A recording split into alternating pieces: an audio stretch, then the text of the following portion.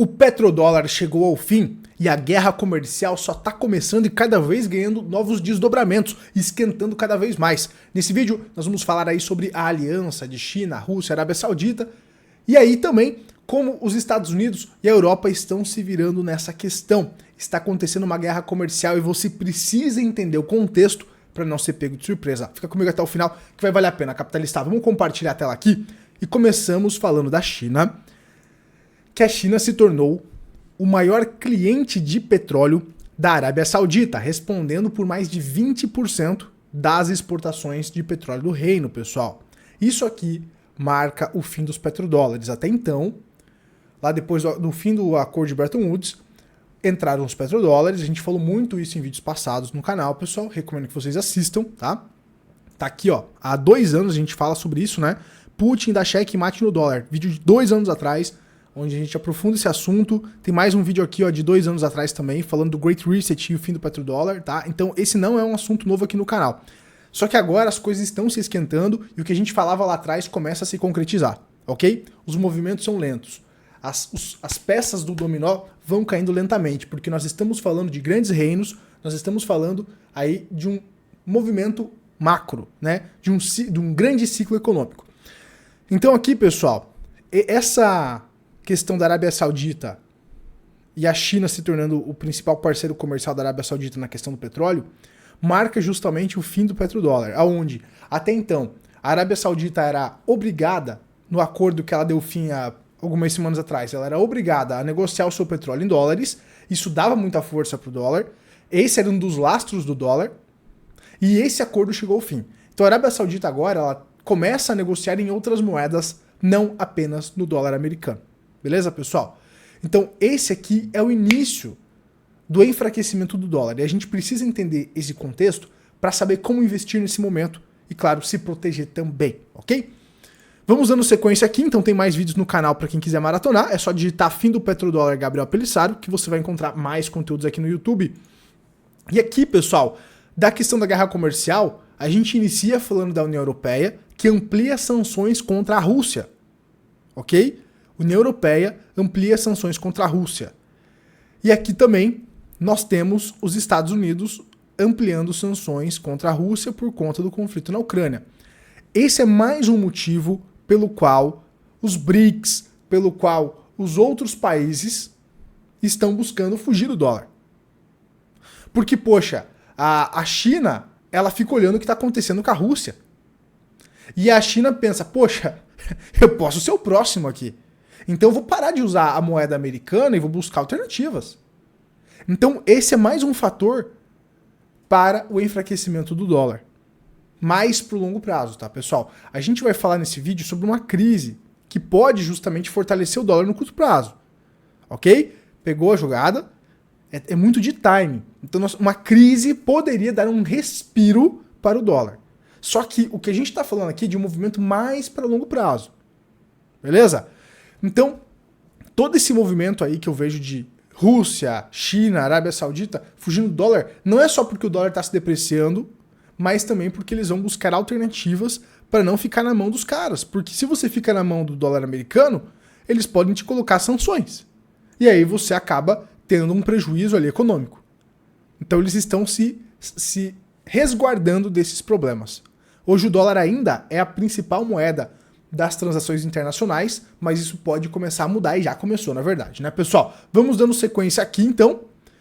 BRICS alerta para guerra comercial com a União Europeia. Então, China, né, alerta para guerra comercial com a União Europeia. Por que que a China está falando sobre essa guerra comercial? Porque a União Europeia anunciou que irá taxar carros elétricos chineses em até 38%. Em retaliação, a China falou que vai iniciar essa guerra comercial. Não é a União Europeia que é pioneira nessa questão de fazer esse protecionismo de taxar os carros chineses. Os Estados Unidos, recentemente aí o governo Biden, colocou um impostinho de 100% nos carros elétricos chineses. Então carros elétricos chineses terão imposto de 100% nos Estados Unidos. O objetivo, claro, é barrar a entrada desses carros elétricos chineses nos Estados Unidos. ok? 100% de imposto. A China viu isso, os caras ficaram pé da vida. E aí a China fez a retaliação. O que a China fez aqui, ó? China restringe exportações de materiais militares. Então qual que é o grande problema do Ocidente aqui? Foi um erro estratégico você deixar toda a sua indústria na China, né, cara? Então toda a indústria americana, toda a indústria ocidental, basicamente, tá lá no Oriente.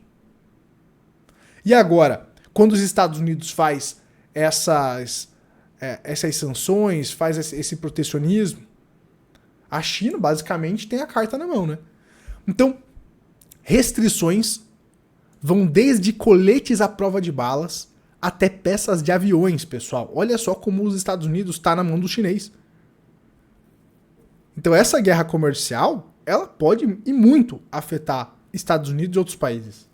Olha como a macroeconomia, como a geopolítica aí tá complicada. Então, essas restrições dessa guerra comercial contra a China, da China contra os Estados Unidos, em retaliação àquele aumento de impostos ali, vai afetar o setor militar, vai afetar o setor que é justamente o lastro dos Estados Unidos, né? Que a galera fala que é a bala. Então, restrições vão desde coletes à prova de balas até peças de aviões. Os principais destinos de exportações de alguns materiais proibidos nos últimos meses incluíram os Estados Unidos e Israel. Pequim anunciou na quinta-feira controles de exportação sobre vários materiais e ferramentas relacionados ao setor militar. A China está estratégica neste momento, está batendo em setores estratégicos nesse momento, nessa retaliação. Os itens restritos incluem equipamentos usados na fabricação de peças. Enquanto isso, a prata vai ganhando força, né? Por quê? Você já vai entender por quê. Enquanto isso, a prata vai ganhando força, o ouro vai ganhando força e a nossa bolsa vai levando pau, né, pessoal? Por que os metais estão ganhando valor? Basicamente porque a China, ainda falamos sobre China, a China, neste movimento geopolítico, neste movimento macroeconômico, a China está vendendo os títulos americanos, aqui em vermelho, como a gente falou nesse vídeo, China despeja a dívida americana.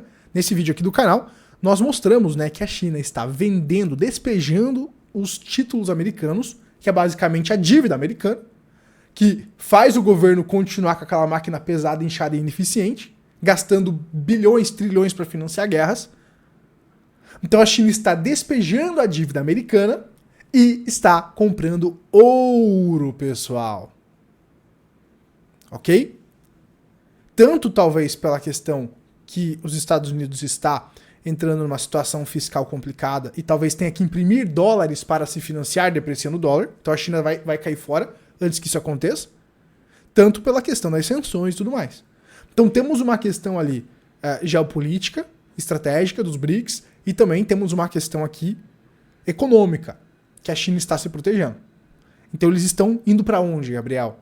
A China está vendendo os bons americanos, o porto seguro do mundo, que era dívida americana, os treasuries, e está comprando aceleradamente metais. Bom, até aqui nós falamos da treta, nós falamos de como os Estados Unidos, de como o Ocidente está levando paulada. Mas agora a gente vai falar do respiro, que eu comentei no início desse vídeo, do respiro que pode aí surgir para o dólar. Uma crise marcando o fim desse ciclo poderia dar mais um respiro para o dólar. Então você tem que entender todo esse contexto para aproveitar as oportunidades, seu capitalista. Não é que o dólar vai morrer da noite para o dia, não é que amanhã o dólar não vai estar valendo nada. E não compare dólar contra real. Não compare dólar contra real, porque o dólar sobe aqui no Brasil porque o real se deprecia mais do que o dólar. Tá bom? A gente já fez muitos vídeos falando sobre isso, fazendo comparativos, tá? Dá uma maratonada no canal se você está chegando agora. Mas olha só, qual é a crise, qual é a treta que você está falando aí, Gabriel, que pode marcar o fim desse ciclo econômico? São os imóveis comerciais levando os bancos médios para a ruína, causando talvez um pânico nos mercados. Olha só, aqui ainda não vamos falar dos Estados Unidos. Vamos começar pelo Canadá e depois a gente avança. Quase nenhum grande gestor de pensão canadense foi poupado.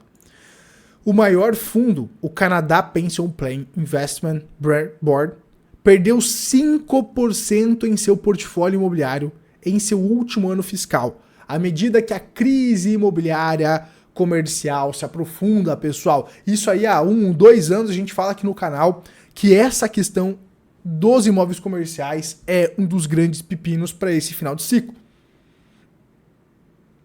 Este é um dos grandes pepinos para esse final de ciclo.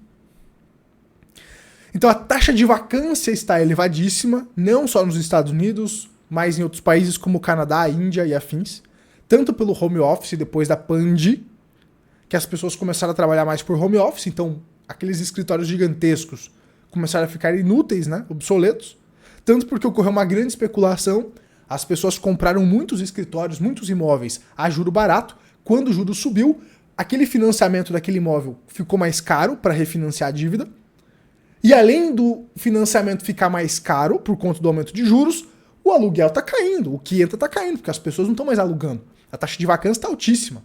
E a gente percebe isso acontecendo no Canadá e agora, claro, está acontecendo também nos Estados Unidos. Que a gente vem comentando aí há anos sobre esse assunto aqui no canal.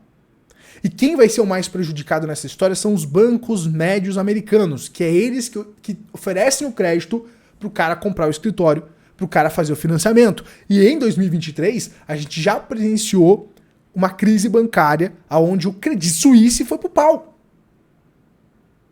Só que aí entrou o BTFP para salvar os bancos, para injetar liquidez no sistema bancário.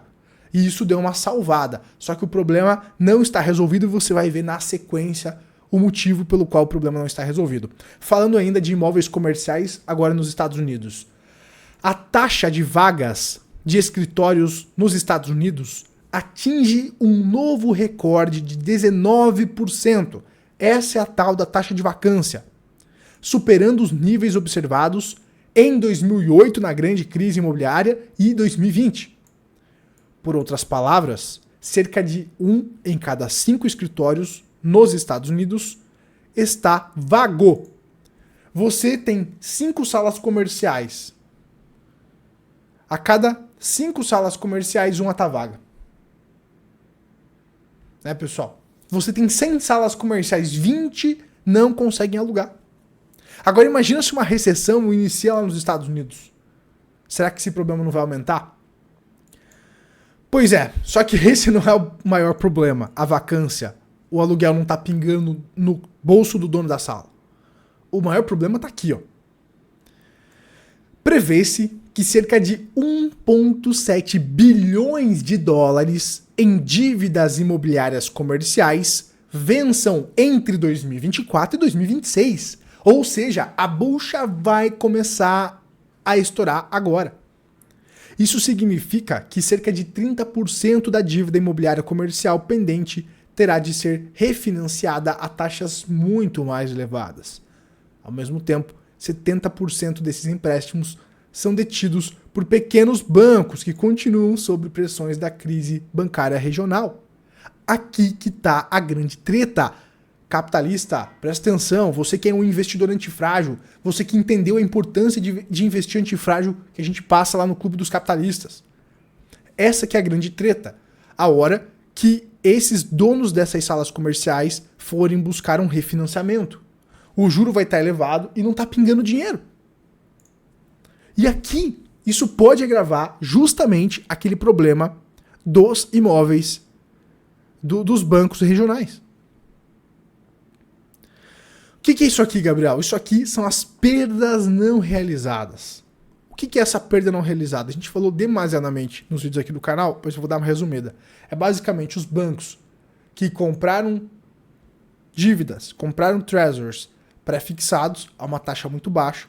Quando o juro começou a subir, esses treasuries começaram a se desvalorizar e isso gerou uma perda não realizada, porque só vai causar um prejuízo se ele vender aquele treasury. O que seria a salvação? O juro cair e a perda ficar no 0 a 0, porque vai voltar lá no patamar que estava o juro. Só que para isso o juro tem que cair e tem toda aquela questão macroeconômica da inflação e tudo mais que a gente comenta para que esse juro caia. Então isso pode demorar. Enquanto esse juro não cai, os bancos estão amargando bilhões em prejuízo e cada vez isso aumenta. Em 2023, bancos começaram a quebrar. First Republic Bank, Credit Suisse, bancos começaram a quebrar por conta disso. E aí entrou o BTFP injetando liquidez no sistema bancário. Esse programa acabou, o BTFP, porque tinha duração de 12 meses. Será que ele vai ter que voltar? Porque o problema não foi resolvido. Esse problema das perdas não realizadas só vai ser resolvido quando o juro cair. Então nós temos uma série de fatores para ficar de olho, né, capitalistas? Só que, pô, Gabriel, você falou que o dólar vai levar um pau, nananã, mas... E aí você falou que uma crise poderia dar um respiro no dólar. Como assim? Pois é. Imagina que numa crise, esse aqui é o índice do dólar. Perceba que o dólar tá caindo aqui, né? E de repente o dólar dá uma paulada para cima. O que aconteceu? Acontece o crash da bolsa em 2008. Ok?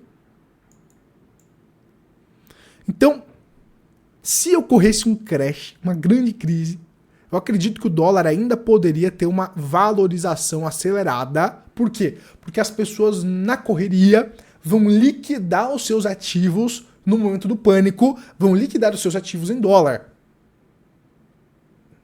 Beleza? Agora, depois do crash, depois que a busca por liquidez acontece, aí sim as pessoas vão começar a pensar, poxa, o dólar vai se depreciar agora, porque vai voltar os estímulos. Será que não é legal eu comprar prata? Será que não é legal eu comprar ouro? Será que não é legal eu ter Bitcoin?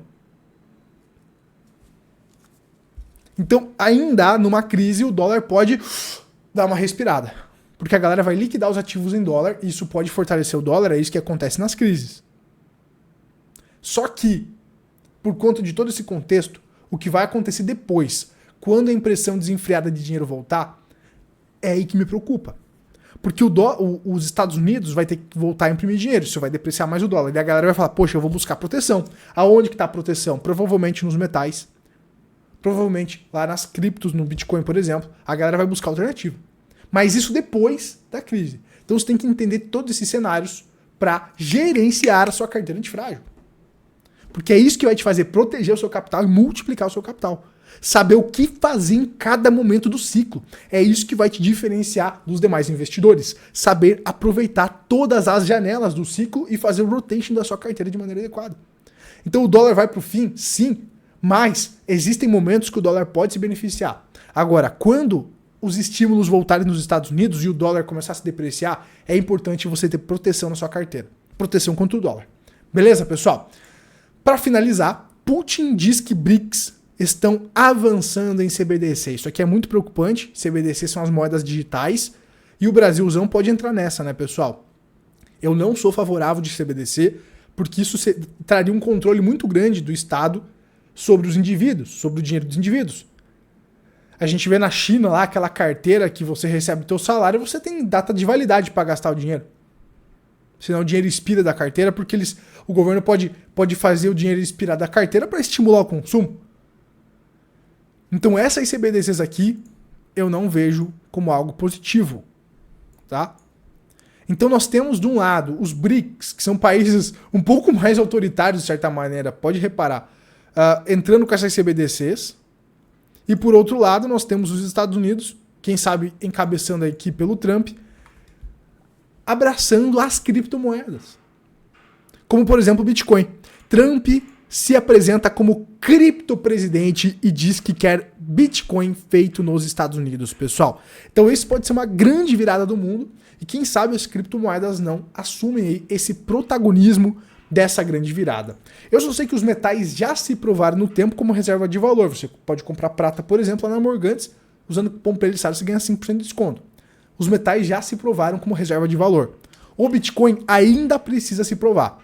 Só que o Bitcoin tem bastante potencial de retorno, ainda mais se os Estados Unidos aqui abraçarem as criptos, quem sabe como sua reserva de valor, nesse momento que eles perceberem que o dólar está indo pro pau. Então, os Estados Unidos ainda pode dar uma virada, pode dar uma guinada e pode surpreender o mundo. Ok?